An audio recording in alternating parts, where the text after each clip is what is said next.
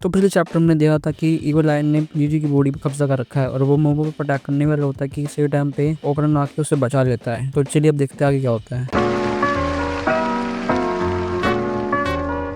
ओकरन को जो कि फिसल के नीचे गिर चुका होता है और वो गिरते ही मोमो को पकड़ के यहाँ से भागना स्टार्ट कर देता है। ईवल ऐसे बोलता है कि तुम इंसानों की हेल्प क्यों कर रहे हो जबकि तुम भी योकाई हो, तो तुम जितनी कोशिश कर रहे हो यहाँ से निकल के नहीं भाग पाओगे। पर ओकरन बोलता है कि लेकिन अभी के लिए तो मैं यहाँ से जा रहा हूँ। और भागते हुए तो मोमो से बोलता है कि मोमो हम बड़ी मुसीबत में फंस चुके हैं, जरा एक बार वहाँ देखो। और हम देख पाते हैं कि जो सर में लुढ़कता है उसने अपने आप पे कोई फूल सा छोड़ रखा है जिससे कि कुछ निकल रहा होता है। वो पूछती है कि आखिर ये है क्या, जिससे कि ओकरन बताता है कि अर्थों में ये अपनी बिजली के झटके के लिए जाने जाते हैं, पर तो ये चीज जो ये फैला रहा है ये जहर की तरह है जिसकी चपेट में अगर कोई आ भी गया तो वो कमजोर हो जाएगा। पर मोमो और ओकरन आगे जाने लगते हैं। मोमो बोलती है हम यहाँ से निकलेंगे कैसे, कि बाहर निकलने का रास्ता तो काफी ज्यादा ऊपर है। और मोमो ओकरन से पूछती है क्या उस अर्थों में कोई कमजोरी नहीं है, जिसकी की ओकरन बताता है कि हाँ एक कमजोरी है जो कि है सनलाइट। मोमो बोलती है अगर सनलाइट है तो हम उसने बड़े कीड़े को सनलाइट के सामने लाएंगे कैसे। फिर मोमो पूछती है कि हम जीजी को ऐसे छोड़ के जाने वाले हैं इसी हालत में। फिर ओकरन बोलता है अगर सिर्फ आप मिस ऐसे अगर आप यहाँ से बच के निकल गए तो कोई रास्ता बन सकता है। फिर मोमो उसे मना कर देती है ओकरन को कि नहीं मैं सिर्फ अकेले यहाँ से बच के नहीं निकलने वाली। ओकरन बोलता है कि भाई हम ये कर सकते हैं, हमारे पास समय नहीं है, अगर मैं आपको ऊपर की तरफ पहुंचा सकता हूँ तो आप मुझे नीचे रस्सी की वजह से खींच सकती है। फिर मोम पूछती है कि लेकिन जीजी क्या होगा, वो तुम्हारी बात भी नहीं सुन रहा। तो ओकरन बोलता है कि मैं जीजी को संभाल लूंगा, इसलिए प्लीज आप यहाँ से पहले निकल जाइए और फिर हमारी मदद करने के लिए आना। और ये सीन काफी ज्यादा रोमांटिक हो जाता है और मोमो ओकरन का हाथ पकड़ लेती है। फिर हम देखते हैं कि मोमो को जो कि अब काफी मोटिवेट हो चुकी है और बोलती है कि मैं वादा करता तुम्हें बचाऊंगी और जीजी का ध्यान रखना। ओकरन बोलता है कि हाँ मैं रखूंगा। मोमो एक फिर बैठ जाती है और ओकरन मोमो को जोर से लॉन्च करता है कि मोमो सीधा जाके बाहर निकल जाते हैं अपनी पावर डिस्कस के यूज करके। तो मोमो पर पोस्ट जाते पर तभी हम देखते हैं ओकरन जिसके सामने के जीजी आ चुका है और ईवल आय उससे बोलता है कि तुम्हें खुशी होनी चाहिए कि तुम सबसे पहले जो मेरे सामने मरोगे। फिर ओकरन ट्रांसफॉर्म हो जाता है और बोलता है कि मैंने पहले भी कहा था कि तुम भी यहाँ से बच के नहीं निकल पाओगे। और सीन से जब मोमो की तरफ से